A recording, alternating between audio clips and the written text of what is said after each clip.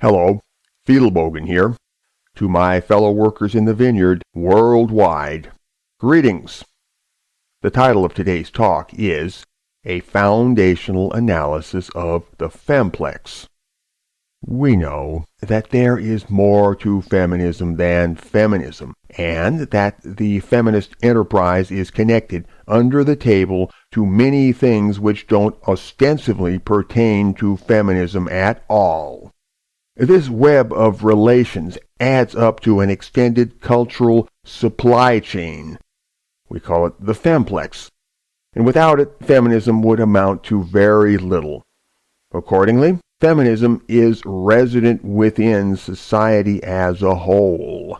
That is why we say that feminism has fuzzy borders, because it is unclear where feminism ends and the rest of the world begins.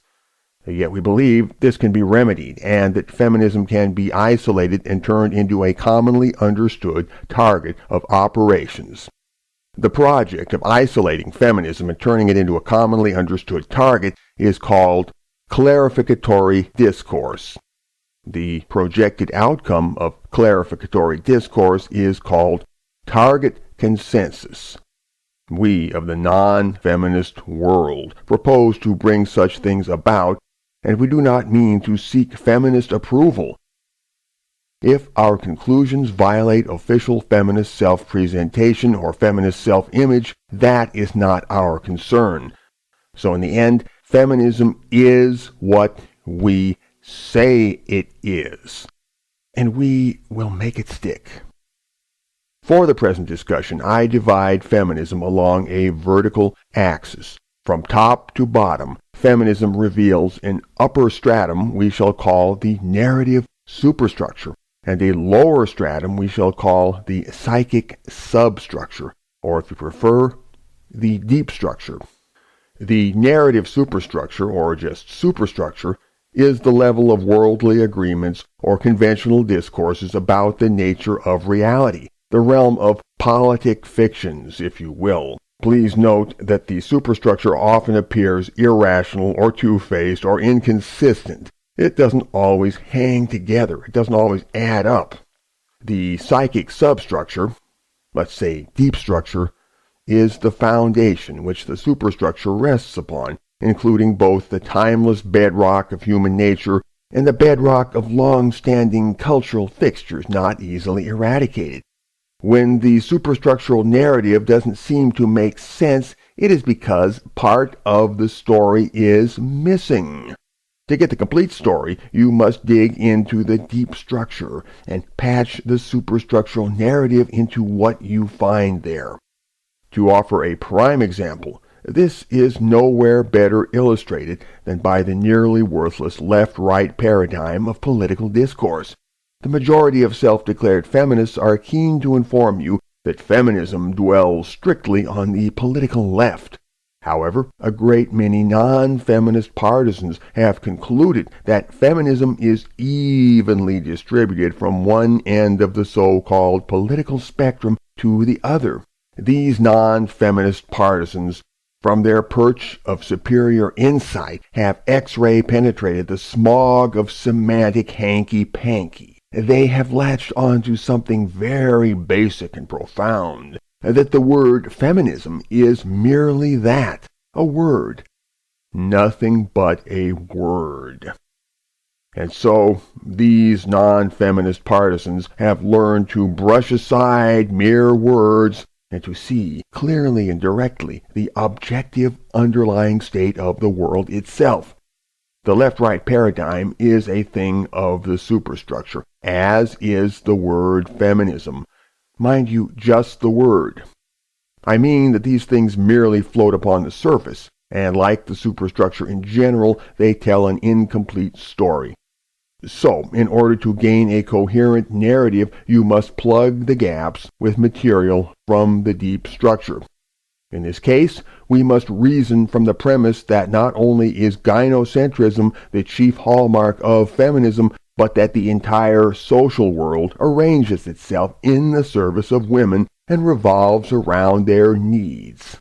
Deep structurally considered, it is clear that gynocentrism ranges across the political spectrum from left to right. To begin, both men and women can be gynocentric, and that is politically significant.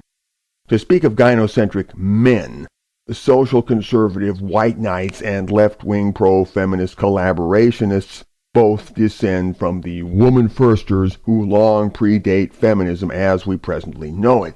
The more things change, the more they stay the same, and such men are a perennial fixture of the social landscape. Such men have one very important thing in common. Both groups are willing to throw other men under the bus in the interest of protecting and serving women, although their justifications for this are elaborate, circumspect, and varied. The bedrock stratum of gynocentrism, however, unites them on a horizontal axis. Deep structurally, they are as one. But in superstructural terms, they differ quite a bit. The left gynocentrists have signed on to a program which includes the destruction of marriage and family, the deconstruction of male identity, and various shadings of Marxism or crypto-Marxism. Also, these gynocentrists are willing to embrace feminist as a self-appellative. That is, they have chosen to collaborate with feminism intellectually. For this reason, we prefer to call such men collaborationists rather than white knights, although in a certain sense all gynocentric men are white knights. However, the right gynocentrists are more fittingly called white knights because that term reeks of chivalry and traditionalism. These fellows are gallant bucks, avid to defend the ladies for old-school reasons, even at the expense of men. As such, they are easily gulled into serving forces that originate politically to the leftward. They certainly don't want to break up marriages and families, and they are keen to denounce feminism as they understand it. The trouble is, they don't understand it. Their understanding is trite and muddled, and so they are serving feminism every bit as much as their gynocentric brothers on the left. They are fools, at best.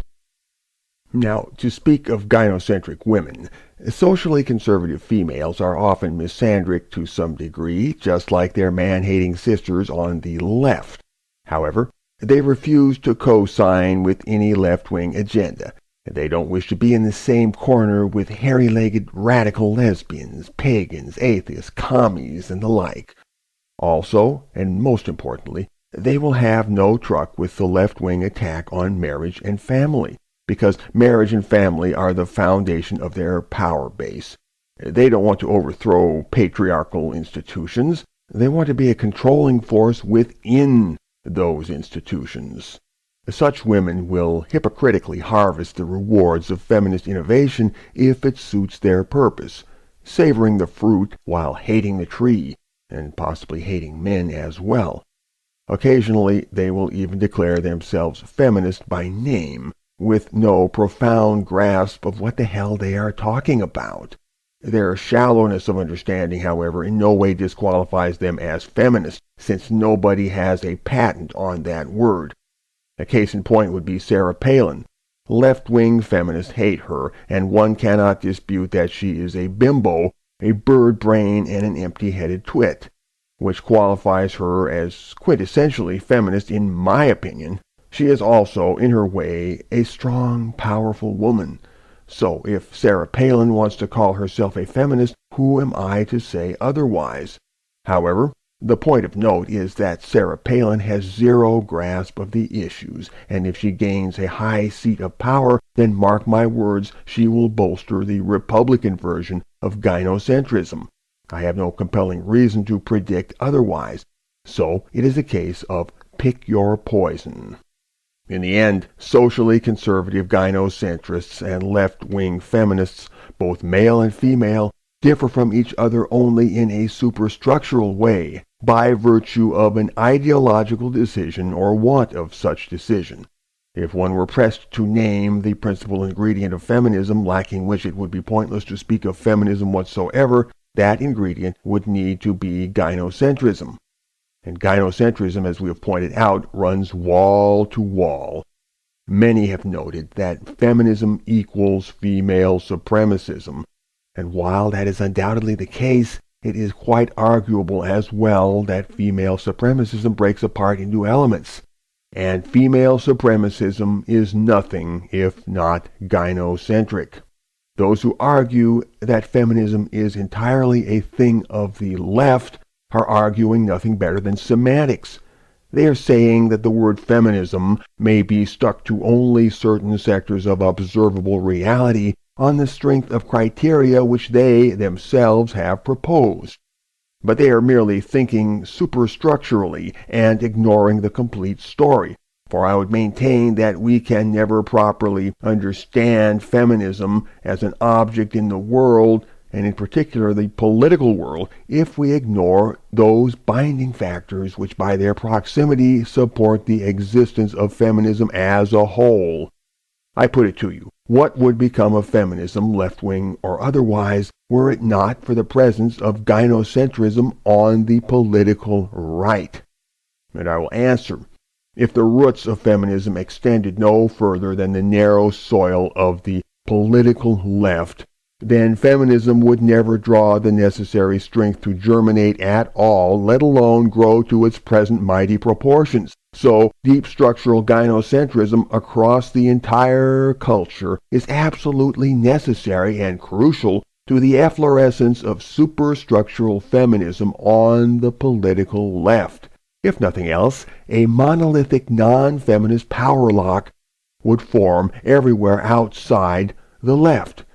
This would bottle up feminism so effectively that it would never advance 2 steps in any direction, and so it would wither and die. On the other hand, feminism as we presently know it would never have emerged from deep structural gynocentrism alone and unaided.